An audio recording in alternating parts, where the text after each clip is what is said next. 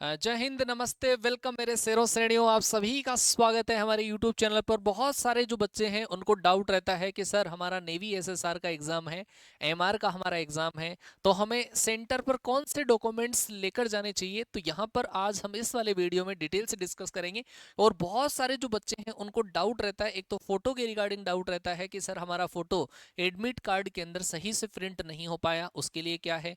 एक बहुत सारे जो बच्चे हैं उनके लिए नेम का करेक्शन, क्योंकि जो करेक्शन वाला जो विंडो है वो ओपन नहीं हो पाया, उस वजह से बहुत सारे बच्चों के अपने जो फॉर्म है उसमें बहुत सारे मिस्टेक्स रह गई है। तो उन सब के लिए आपको ये वाला वीडियो हम प्रोवाइड कर रहे हैं। एक बार आप इस वीडियो को कंप्लीट वॉच करिए और फिर उसके बाद में जो इंस्ट्रक्शंस मैं आपको दे रहा हूं उसको आप फॉलो करिए, ताकि आपकी जो प्रॉब्लम है उसका सॉल्यूशन हो पाए।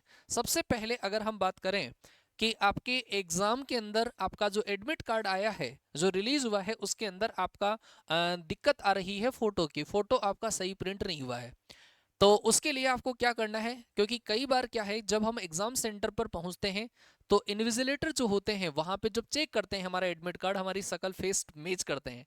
ऐसे केस के अंदर आपको क्या करना है, अगर आपका फोटो सही उस पर नहीं आया है तो आपको अपने जो ओरिजिनल डॉक्यूमेंट्स हैं, जैसे आपका हुआ आधार कार्ड हो गया और एक आपको पासपोर्ट साइज का जो फोटो है वो आपको एग्जाम में वो लेकर जाना है। और वो पासपोर्ट साइज का जो फोटो है वो भी ज्यादा पुराना आपका नहीं होना चाहिए।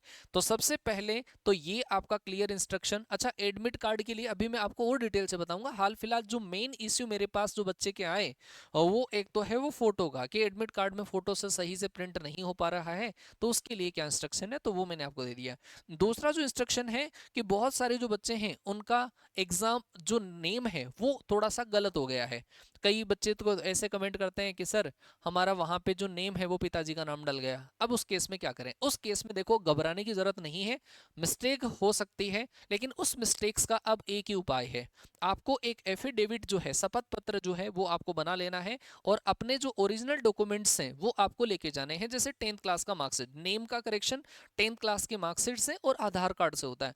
तो आधार कार्ड ओरिजिनल, आपका 10th क्लास का जो मार्कशीट है वो आप लेके जाएं साथ में, ताकि वहां पर जाकर कोई हेजिटेशन आपका नहीं हो। क्योंकि ये डॉक्यूमेंट जब नहीं होते हैं, क्योंकि हमने भी एग्जाम दिए हैं, तो वहां पे एग्जाम सेंटर पर जब हमें ये बोल दिया जाता है कि नहीं आपका एग्जाम नहीं लगना है, तो वहां पे जब हम कितनी भी प्रिपरेशन करके जब जाते हैं तो हम डावाडोल हो जाते हैं।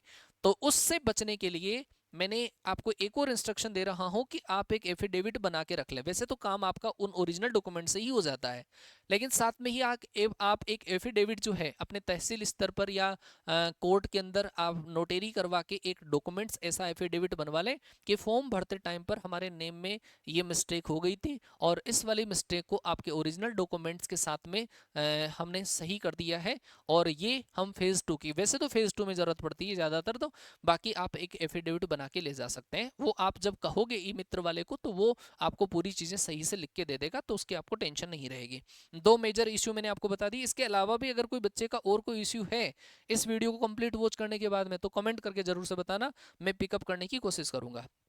आपका जब एडमिट कार्ड आया, उस एडमिट कार्ड पर आपके जो इंस्ट्रक्शन है सेकंड पेज है, उस सेकंड पेज के ऊपर आपको डॉक्यूमेंट्स वैसे लिखे हुए हैं, लेकिन बच्चे को पका पकाया हुआ माल चाहिए कि गुरुजी आप बता दो क्या लेके जाने हैं। तो ये आपके पास डॉक्यूमेंट्स हैं।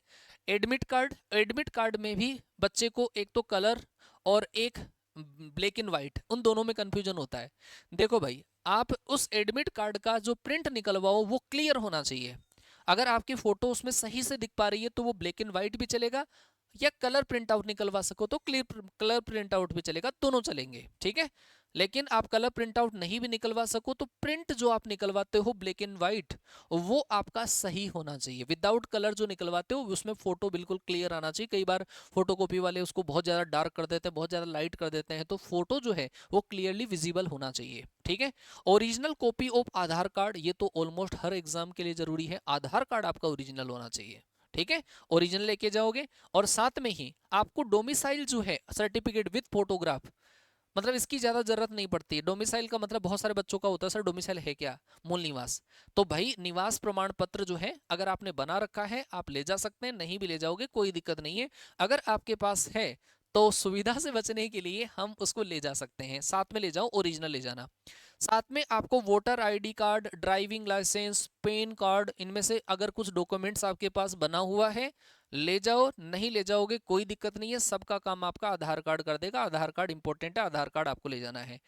क्लास 10th एंड 12th का सर्टिफिकेट विथ फोटोग्राफ, ये जिसके अंदर जिस 11th या 10th या 12th के आपका जो आया है, मतलब मार्कशीट जो है, उसमें अगर आपका फोटो है तो फोटो वाला ले जाना। जैसे बहुत सारे बच्चे हैं, अभी उनका रिजल्ट आना बाकी स्टेट का, और उन्होंने 12th के साथ में एसएसआर का एग्जाम दिया है, अपीयरिंग है, तो वो बच्चे 12th का मार्कशीट थोड़ी ना ले जा पाएंगे, वो नहीं ले जा पाएंगे। तो उन बच्चों को 10th का जो मार्कशीट है वो कैरी करना है, वो वाला मार्कशीट आपको लेके जाना है ओरिजिनल। नहीं भी ले जाओगे कोई दिक्कत नहीं है, लेकिन है तो लेकर ही जाना आप, ठीक है। जिन बच्चों के पास में 12th का है तो वो भी लेके जाना। डॉक्यूमेंट्स का ध्यान रखना, क्योंकि ये सारे जो डॉक्यूमेंट्स हैं आपके फेज 2 में, क्योंकि जो भी एग्जाम दोगे सबके अंदर वो आपके काम में आएंगे। फिर आपको दे रखा है 6 रिसेंट कलर्ड फोटोग्राफ। फोटो जो है इसमें लिखा हुआ है जैसे कि 1 मई से पुराना नहीं होना चाहिए, वैसे तो देखो किसी को पता नहीं चलता, लेकिन हम रिसेंट लेकर जाते हैं तो हमारा आइडेंटिटी जो है वो बिल्कुल क्लियरली सही हो जाता है। जैसे मान लो कि हमने 6 महीने फोटो खिंचवा रखा है, उसके अंदर मान लो कि हमने बाल कटवा रखे हो, बिल्कुल गंजे हो हम, हैं, और अब हमारे बाल बहुत बड़े बड़े हो चुके हो, तो फिर वो आइडेंटिटी के अंदर कई बार सस्पेंस होता है। तो ये जो नया फोटो आपसे मंगवाया गया है वो इसी वजह से कि आपकी आइडेंटिटी कंफर्म की जा सके, इस वजह से नया। अगर आपके पास थोड़ा पुराना है कोई बात नहीं है, ज्यादा पुराना 1-2 महीने के आसपास अगर है तो वो भी आप ले जा सकते हो। ये क्लियरली आइडेंटिटी विजिबल चेक करने के लिए आपको दिया गया है कि 1 मई से पुराना नहीं होना चाहिए, क्योंकि डेट वगैरह तो होती नहीं है ना उस पर, तो इससे ज्यादा घबराने की आपको जरूरत नहीं है। एंड आपको ये जो डॉक्यूमेंट्स है ये आपको कैरी करने हैं, इनमें कोई डॉक्यूमेंट्स आपका नहीं है तो मेन जो आपके डॉक्यूमेंट्स है, एक आपका एडमिट कार्ड है, एक आपका आधार कार्ड है, एक आपके पास फोटो। और फोटो की भी जरूरत आपको मोस्टली केसेस में तब पड़ती है जब एडमिट कार्ड के अंदर फोटो क्लियरली विजिबल नहीं होता है। आप या 5 या 6 फोटो लेके जाओ, पूरे फोटो काम में नहीं आते हैं, कोई बात नहीं, वो आगे काम में आपके आते रहेंगे। इसमें भी फोटो के अंदर बच्चे को दिक्कत रहती है, गुरुजी जो फोटो हमने जो फॉर्म भरते टाइम पर जो लगाई क्या वही फोटो लेके जाएं ना, ऐसा कोई कंपलसरी नहीं है, क्योंकि वो हो सकता है कि आपका फोटो थोड़ा सा पुराना हो। अगर वो फोटो है आपके पास जो एडमिट कार्ड जो आपने फॉर्म भरते टाइम पर लगाया था, तो वो तो बहुत ही बढ़िया है। अगर नहीं है कोई बात नहीं है, आप नया फोटो खिंचवा लीजिए, पासपोर्ट साइज फोटो, और 5 या जो 6 फोटो है वो आप लेकर जाइए, ठीक है। तो आई थिंक ये मैंने आपको इन्फॉर्मेशन प्रॉपरली प्रोवाइड करवा दी है, पूरी की पूरी इन्फॉर्मेशन। और आप इन इन्फॉर्मेशन के बाद में एक छोटा सा कमेंट जरूर से करके जाना, हमारी बेस्ट विशेज आपके साथ में है, और वीडियो आप लोगों के लिए हम प्लान कर लेंगे ऐसा बेस्ट विशेज का। लेकिन हमने आप लोगों के लिए, आपने भी बहुत अच्छे से मेहनत करी है, लास्ट टाइम पर हमारी मैराथन क्लासेस भी आप लोगों के लिए चल रही है, ज़्यादा घबराने की ज़रूरत नहीं है, क्योंकि एक वीडियो आपको और बढ़िया सा मिल जाएगा, उस वीडियो के बाद में आपका डाउट नहीं रहेगा, ठीक है। क्योंकि अगर आपने प्रिपरेशन कितनी भी बेहतरीन कर ली हो, अगर एग्जाम टाइम पर आपके दिमाग में, आपके दिल में अगर उस एग्जाम के लिए डर अगर समा रहा है, तो फिर कहीं ना कहीं हम होच पोच होते हैं, और पेपर में जो स्कोर हमारा 60 जाने वाला होता है वो हमारा 40 पे आ जाता है। तो मेरा सजेशन है मेरे सभी छोटे भाइयों से, बहनों से, कि आप पेपर में जब बैठें तो आप हेजिटेट ना हो, डरे नहीं पेपर से, क्योंकि पेपर अटेम्प्ट करने के लिए आएगा, तुम्हारे लिए पेपर आएगा, ठीक है। तो और ऐसे ही वीडियोस के साथ में आपसे मुलाकात होती रहेगी। तब तक के लिए एक छोटा सा कमेंट इस वीडियो पर जरूर होना चाहिए, कोई प्रॉब्लम अगर हो तो, ठीक है।